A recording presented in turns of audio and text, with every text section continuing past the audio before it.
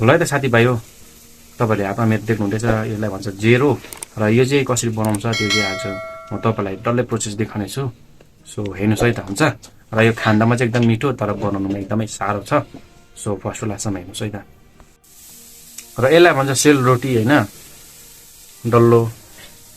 र यसलाई पनि कसरी बनाउँछ त्यो सबै प्रोसेस तपाईँलाई देखाउँछु होइन, के इन्ग्रेडियन्ट्सहरू हाल्नुपर्ने हो। तपाईँलाई त याद छ होला, कसरी डल्लो घुमाउनु पर्ने त्यो पनि देखाउँछु तपाईँलाई, हुन्छ। लु आउँ है त मसँग।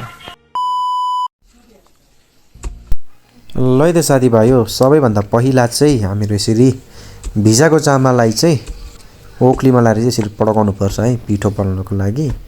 सो यो पनि एकदम सजिलो चाहिँ छैन है, हेर्दामा एकदमै सजिलो तर गर्दामा एकदमै साह्रो। र हामी दुई भाइलाई चाहिँ लगभग 45 मिनट जस्तो चाहिँ लागेको थियो होला यसलाई पिठो बनाउनको लागि। हेर्नुहोस् है त, हुन्छ।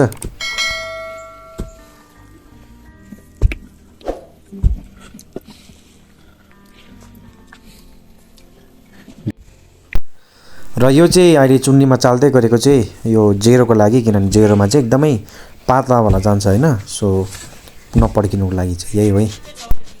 ठ्याक्कसँगले त्यो पिठो सिठो कुटिसकेर चाहिँ त्यहाँदेखि उता चाहिँ डाइरेक्ट यता आइपुग्यो हामी हो।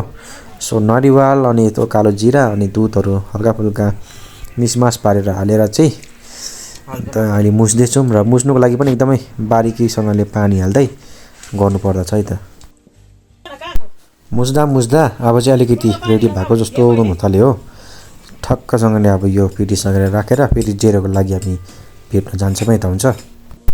र अहिले यो सानो बट्टामा फिट्दै गरेको लिक्विड चाहिँ जेरोको लागि हो। जेरोको लागि चाहिँ एकदमै बारिकीसँगको मैदा भन्दा नि मिनवाला हुनुपर्छ हो। हेर्नुहोस् है त कसरी तन्किन्छ ठ्याक्कसँगले।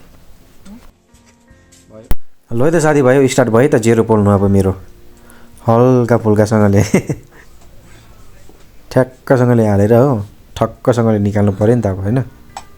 हेर्नुहोस् है त, हुन्छ।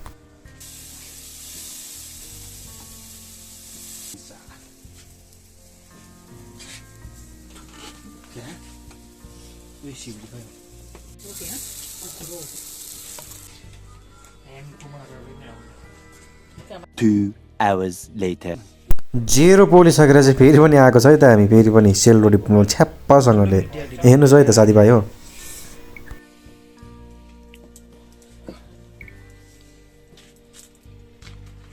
ल है त साथीभाइ हो, पोलेको फुल भिडियो चाहिँ आउनु सकेन रहेछ हो। र पोलिसकेर चाहिँ तपाईँलाई देखाइरहेको छु। हेर्नुहोस् कस्तो दामी भएको छ, सफ्ट सफ्टवाला होइन।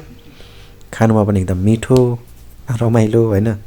ल है त, यस्तै कन्टेन्टको लागि चाहिँ मिस्टर जेरो सिक्किम ब्लगलाई चाहिँ तपाईँले सब्सक्राइब गरेर मात्रै जानुहोस् है त, हुन्छ। फेरि पनि भेटौँ अर्को नेक्स्ट भिडियोमा।